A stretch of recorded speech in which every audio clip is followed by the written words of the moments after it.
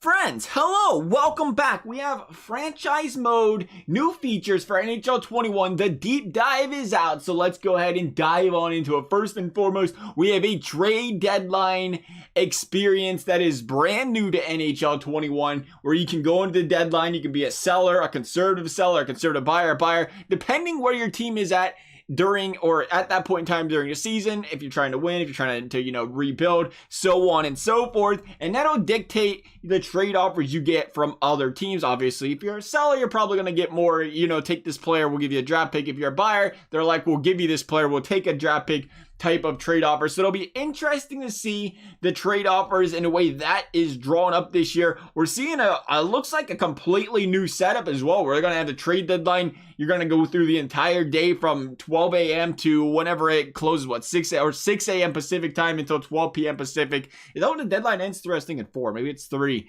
And you have all the deals heading into the final stretch, going back and forth, teams taking players off the block, adding them on the block. We're seeing Pietrangelo, we're seeing Barzal in there. I was interested to see, they did say there's a new reworked trade player value system for a franchise mode this season. We're seeing more of a discrepancy, that's probably not the word. We'll see more of a separation between the McDavids of the world to players that are, still really good players in the league, but they're not McDavid trade value. But, in years previous, we've seen a whole bunch of players would have max trade value, which is, cool and everything. But when you think about it, McDavid's the top dog. He should have max value, and everybody should slowly trickle down from there. And to an extent. So we're seeing that this year, but we've seen Pietrangelo and Barzal. We'll see if that lines up that way. It looks like they have the same trade value. Pietrangelo with the 2 years and Barzal with the 1, or Pietrangelo 1 year, Barzal 2 years. I thought that was kind of interesting because as both elite players, and you'd think that Barzal would have the bigger trade meter there because, Pietrangelo UFA at the end of the year, Barzal 2 years left.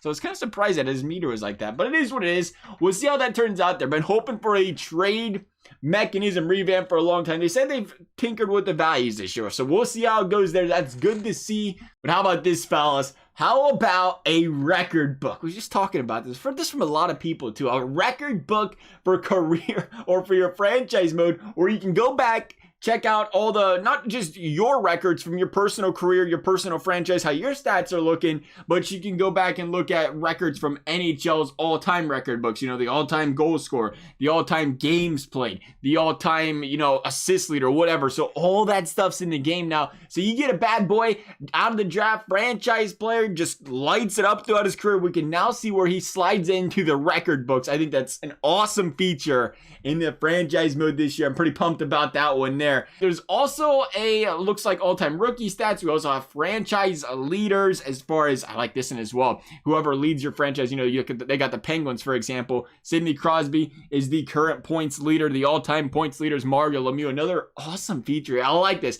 I'm a big stat guy. I don't know about you guys, but I'm a big statistic analytics guy. And when you play franchise mode, when it's all about the sim, and it's all about the stats and performance, the more stats, the more performance stuff that you can add to the mode that you can look into and try to have a goal for certain players to break. I think it's cool features to have there. So I'm happy to see that's additions. There's other stuff they're saying, additional updates. They're saying draft class quality is being updated here. Now, this is an interesting one. The draft class quality is something, it is a setting before it starts. You can have low or medium, high, whatever. And if it's low, that means there's going to be less likely to have a bunch of players come out of the draft that are really good and high potentials. Opposed to if you rank that bad boy up to high, you're going to have a lot more players that are going to be generated in each draft that are, more likely to progress to an elite or a franchise potential or higher overalls. And I like that. I think, sometimes the drafts can get weak really quickly, and sometimes they're just right there. So now that we have the ability to tinker that back and forth to find the happy medium, I think it's a great addition when it comes to building